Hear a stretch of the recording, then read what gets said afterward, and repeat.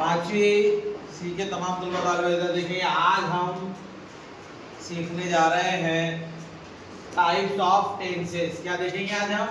Types of tenses. Types of tenses. Types of tenses. हाँ, जमाने की किस्में। जमाने की किसमें? जमाने की किसमें? कितनी किस्में हैं? तीन किस्में। कितनी किस्में हैं? तीन है। पहला है past tense. Very good, past tense. Past tense इसको उर्दू में क्या कहते हैं? ज़माने माज़ी। ज़माने माज़ी। माजी। दूसरी किस्म क्या है? Present tense.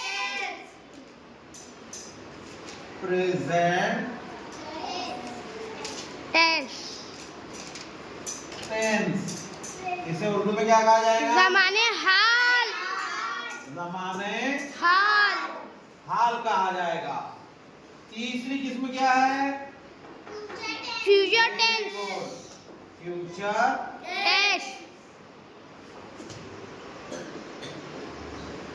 फ्यूचर टेंस इसको क्या कहा जाएगा? ज़माने मुस्तकबिल।